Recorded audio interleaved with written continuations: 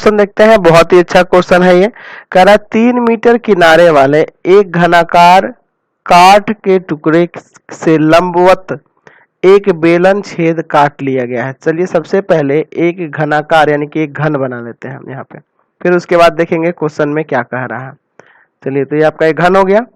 अब इस एक लकड़ी का टुकड़ा है, काठ का टुकड़ा है। अब इसमें से क्या किया जा रहा है ना कि इसके लंबवत यानी कि इसकी जितनी ऊंचाई है ना उतनी ही ऊंचाई के एक बेलन को इसमें से काटा जाता है। यानी कि बेलन कुछ इस तरह से इसमें होगा, ऐसे, ठीक है, इस तरह से इस एक छेद कर लिया जा रहा है बेलनाकार, इसमें ये बेलनाकार छेद कर दिया जाता है इसमें।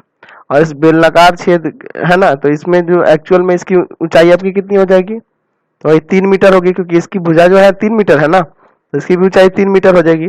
और त्रिज्या कितना होगा, तो त्रिज्या का आ रहा है जो काटा जा रहा है ना, उसकी त्रिज्या 1 सेंटीमीटर है, त्रिज्या 1 सेंटीमीटर है। तो बचे हुए काठ का आयतन यानी कि कुल आयतन में से इस घन के आयतन में से इस बेलन का आयतन घटाना होगा। तो पहले लिख लेते हैं यहाँ, घन की भुजा कितनी दी है, प्रत्येक किनारा 3 मीटर दिया है, 3 मीटर है ये भी, 3 मीटर है ये भी, प्रत्येक किनारा 3 मीटर है। और क्या है, बेलन की त्रिज्या यानी कि r का मान दिया है यहाँ पे 1 मीटर। अच्छा, बेलन की ऊंचाई तो बेलन की ऊंचाई क्या होगी, तो इसी के ना लंबवत काटा जा रहा है, यानी कि ऊंचाई इसकी कितनी होगी, 3 मीटर होगी। आपको निकालना है बचे हुए काठ का आयतन, तो बचे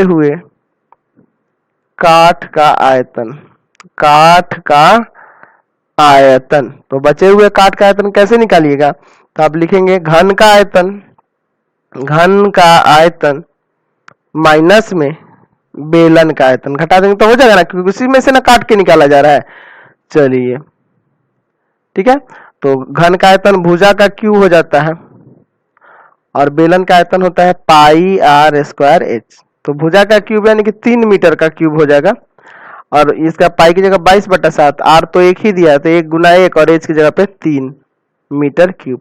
तो ये कितना हो जाएगा, 3 का क्यूब 27 मीटर क्यूब, और माइनस में हो जाएगा 66/7 मीटर क्यूब। चलिए इसको एलसीएम लेके यहाँ घटा देते हैं। तो एलसीएम ले लीजिए यहाँ से 7, 27 में 7 से गुना करेगा 189 और माइनस में 66 मीटर क्यूब, यानी कि यह घटा देंगे तो आ जाएगा 123/7 मीटर क्यूब। पूर्णांक में तोड़ना होगा ना, तो 17.4/7 मीटर क्यूब यहाँ से आयतन निकल गया। समझ गए। चलिए अगला